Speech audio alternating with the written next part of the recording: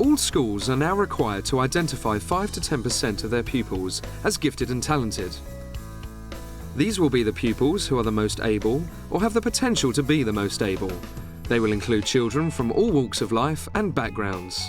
There's a phrase that I love, the brains are on fire, and that's what we all come into teaching, to actually encourage children, whatever their abilities. Before I found out that I was on the gifted and talented list, I had a friend, she was on the gifted and talented list, and she was incredibly smart, and I always wanted to be like her. The way to let teachers take it on board is to think about it as a challenge for all. They've made sure that I know what my goal is, and I like being pushed to the limit, as I know it's going to benefit me. What we talk about as good teaching or good learning for gifted and talented pupils is actually just good teaching and learning. If you're going to be good at something, you're going to have to put in the effort. There's no shortcut, there's no easy way out. Certainly aim for the top, absolutely critical, and it pays off. The very, very best schools look after all pupils, and that includes the most able. This film looks at the impact of embedding this strategy on whole school attainment, the importance of an inclusive approach, and ways in which leaders and governors can support a gifted and talented programme. Local authorities and schools who have embedded a gifted and talented programme have had tremendous results. Since we brought in G&T, our results have gone up. Our A star pass rate has gone up. The overall A star to C pass rate has gone up. Our average point score has gone up. The evidence indicates that by embedding gifted and talented, schools not only deliver effectively for the gifted and talented, but also create a slipstream effect that benefits all pupils. This programme is not an elitist programme. It's a programme about making the best of your school. And the evidence is really very powerful to show that where a school focuses on a gifted and talented programme, you get raising standards generally, and you get massive enthusiasm amongst the children and amongst the teachers. The experience of embedding the gifted and talented programme has created a very positive culture throughout the whole school. Pupils are very happy, they feel that they're achieving, and there's huge progress within the school curriculum. We've been very lucky at Hampton Gurney. The Gifted and Talented programme has been a part of this school for the past 7 or 8 years. It's something that we're very proud of, something that we take very seriously. We have a dedicated gifted and talented teacher. She's very well supported by the governing body and by the head teacher. The type of classification providing for the gifted and talented benefits the whole school. Teachers find it a challenge, as well as myself. We find it a challenge sometimes to teach very smart children, but it's fun. The expectation that all schools will identify and provide for their gifted and talented pupils may present a challenge for schools new to the programme. The most important things are to plan for it well in advance, to make sure parents and students and people in the community are on board with it, to make sure that it's not a tag on to anything, but that it's actually integrated into other whole school improvement initiatives. In order to raise achievement, we have to raise expectations. And I think Gifted and Talented does that because it's a holistic view of every child. At Christchurch Primary, staff have focused on provision to enable them to identify a more representative gifted and talented cohort. I think what's interesting is when you put in place provision for everyone, then you easily then begin to identify other children who may be good in those areas or may be good in other interesting areas. Now the DFES want you to identify, and you have to do that, no doubt about it. But I think the way to get your school on board is to talk more about provision.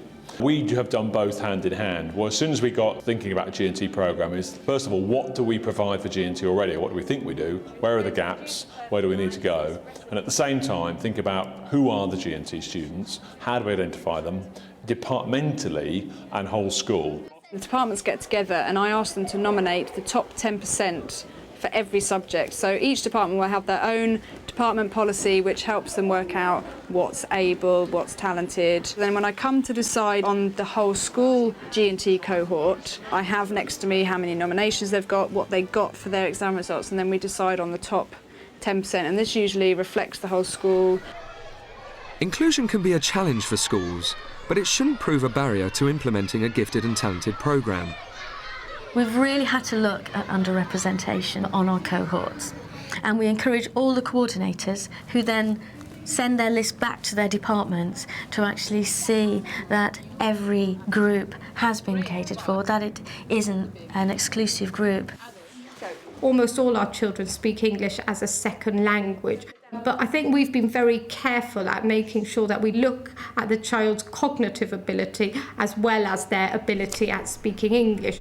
Senior managers play a strategic role in delivering and implementing an inclusive programme. The most important thing that senior managers can do is to ensure that the G&T coordinator and the EAL coordinator can have collaboration, not demarcation of responsibility. At St Marylebone, constant monitoring of who is in the gifted and talented cohort ensures no one is missed.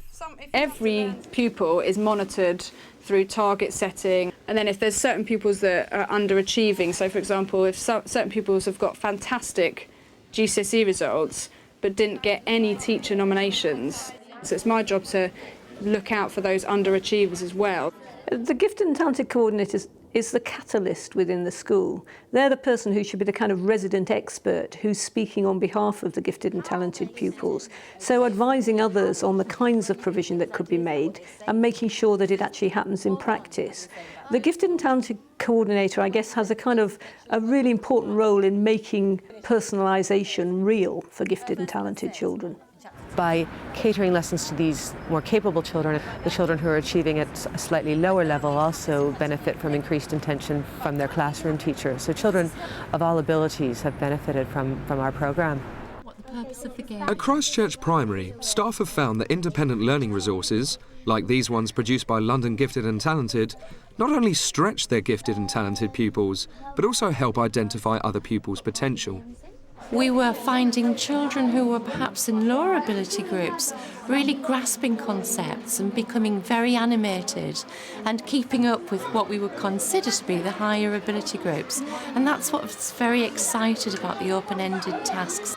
One of the interesting things about identification, of course, is that once you've done it once, it's not done and dusted. Actually, children's skills and their talents and their abilities change over time. So we start getting this positive cycle of identifying able pupils, providing for them, which helps us to identify even more. Go! Capital City Academy specialises in identifying sporting achievement. Personalisation is at the heart of how staff develop sporting talent. The key is the student is at the centre of the development, not the education system, not the school results, not the national governing body's results, but actually the student who's in the middle of it all.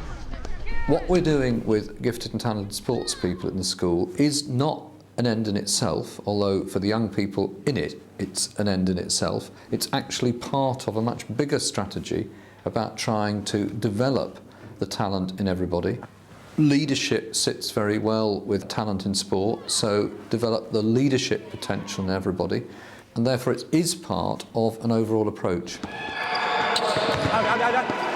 Ibrahim Dahir sums a lot up about this school and the way the talented sports programme contributes.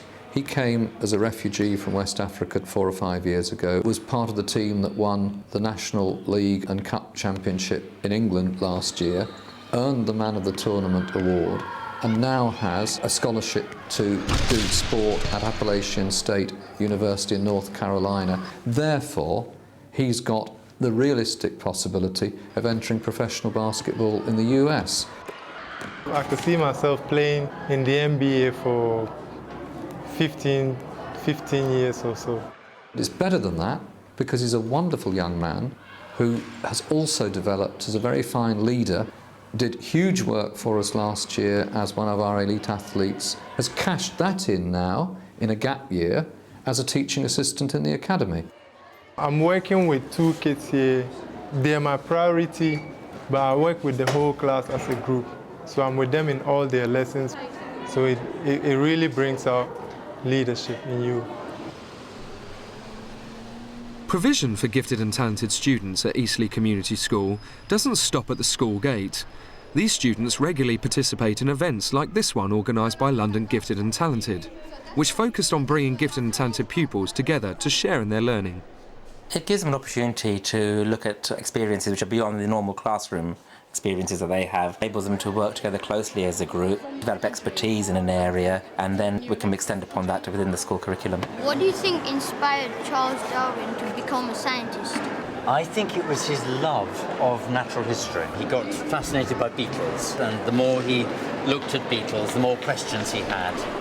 Many local authorities have also aided gifted and talented development by creating partnerships between neighbouring schools. I think one of the most successful things that we've tried to work on is to look at how we cluster our primary schools in a geographical region around a school that was an early adopter, that has good practice, has had some successes with pupils and parents and made good relationships and partnerships outside. And actually this cluster model provides then for not just information and dissemination about practices, but also about delivery, about providing programs.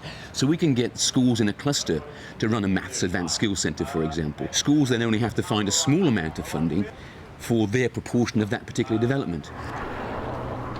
Eastleigh has further strengthened links with the community by appointing a dedicated gifted and talented governor.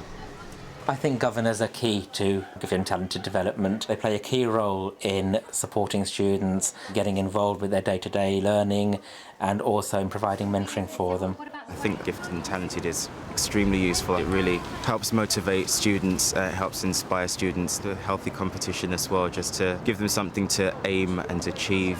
Something fun as well. It's not all about, being in the books. Governors can support their school by getting informed about gifted and talented and keeping it on the school improvement agenda. At governor meetings, all the time when they're talking about standards, they're talking about attainment, does that include the more able? And does this affect the more able? And how does this affect the more able? One of the most important things for a school to remember is that gifted and talented provision is not something separate. It's part of the school being a good school. And as new trends come through in education, at the moment, the Every Child Matters agenda, they're all very important agendas for all children, including the gifted and talented.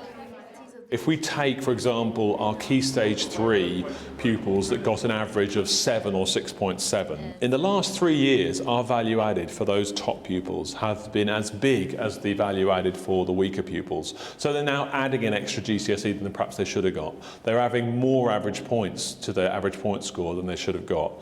Now, this result has come out for a whole range of reasons, but one of them, I think, will be the provision and identification and stretch given to those pupils by focusing on G&T as a whole school initiative.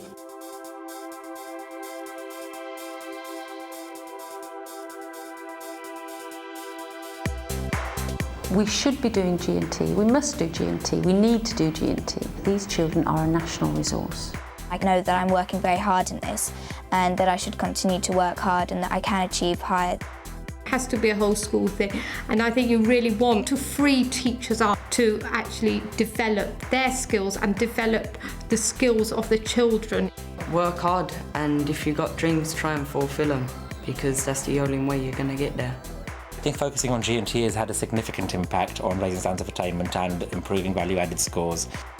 And seeing as every single school identifies pupils with SEN or EAL, the question is, why aren't you doing it? Not why don't you do it? Why aren't you already? You should be.